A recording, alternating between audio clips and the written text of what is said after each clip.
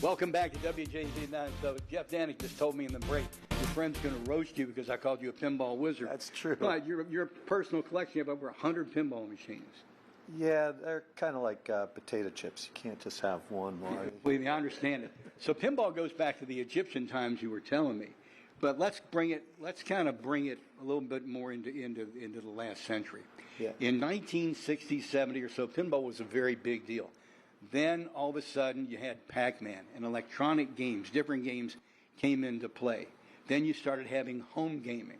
And pinball got pushed into a corner. Yeah. But why is it back now in such a big way? Anybody watching, wherever you're watching, whatever county, Baltimore City, you'll find pinball again. Yeah, I think the thing is that as technology has come and developed through the years, you still just have one common theme with pinball, and that is a ball bearing inside, floating around, flying around that you're using flippers to hit. So the technology has gotten more in depth with game code and things like that. And LED, I mean, let's just be honest about it. And they're made to look old.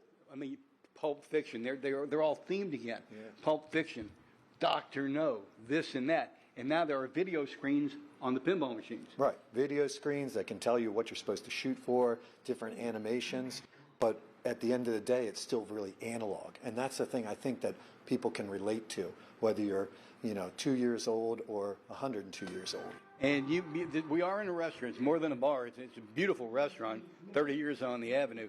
And you have pinball leagues, kids come in and play pinball. Yeah, we've had kids join the league as young as like 12, 13 years old with a parent here with them. And they've played for the last 6, 7 years, and now they've gone off to college. So you can come in and play with your dad or your mom. It's just something that's just great for the whole family. Does it still cost a quarter? Not quite, but not quite.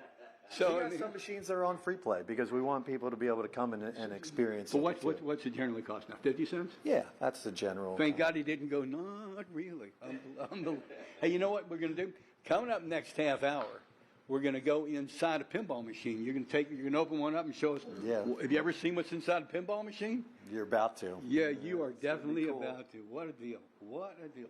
Hey, Steve Sostin, you play pinball when you were a kid? Did you play pinball? Take it away. Yeah, I was a pinball guy, but I was also a skee ball guy. I love being some competitive skee ball. We have a new addition to the WJZ family. Marty is a grandpa. Congratulations. That's right. You're a twin. So, of course, Marty and wife Sharon welcomed their brand new grandbaby into the world. So, Marty, we've been excited to see you because we haven't been able to talk to you about this. It lives up to all the hype. Honestly. First grandbaby. You hear people who become grandparents and you figure, okay, yeah, well, I mean, how can it best having your own child? It really lives up to the hype. Yeah. Because what happens is just like when you had Maya and Desi, it defines your future. Yeah. And you can, and with a grandkid, you can give them back.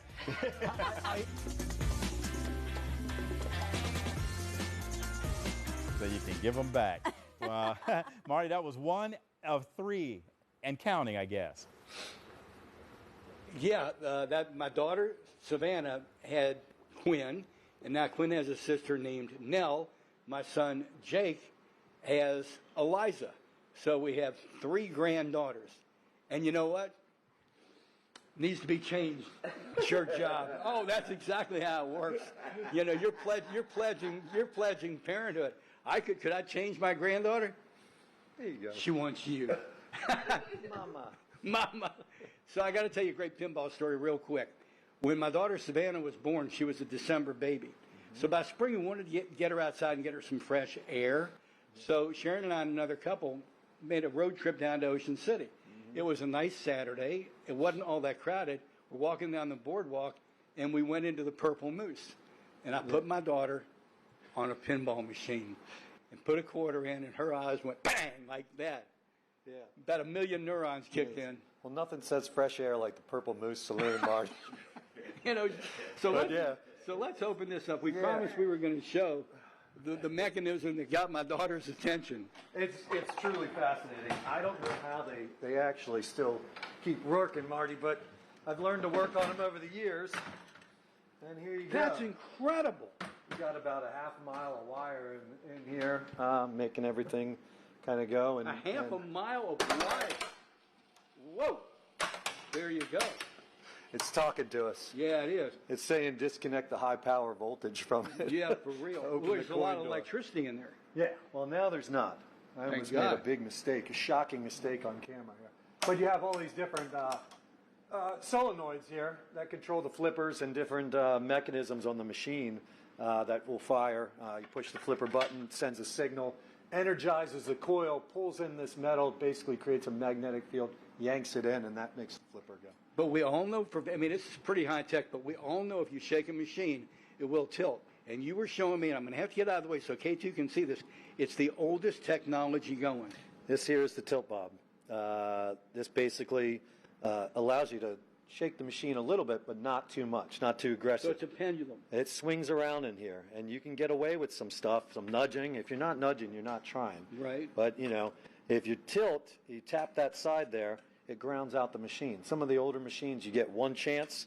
The newer technology allows you to get two or three warnings. Given computer chips Yeah. and the solenoids and electric technology, it's still just a pendulum hanging. Yeah, and that's it. I mean, you got the technology that's changed, but you still have ball bearings just flying around inside, hitting flippers and hitting different things and sending it. So Got it's still a really cool thing that Cool. we can get LCD screens and all kinds of different displays and different engineering and technology. We're getting a wrap. Yeah. What is the website? There's a Baltimore Pinball. Yeah, BaltimorePinball.org. That's where you go to find out what's going on with all pinball events in Baltimore. And you kind of administer it. Yeah, that's me and my friend Jake and a number of other people that are part of the Baltimore scene. Yeah. Got it. All right, we're going to go ahead and throw it back to TV Hill.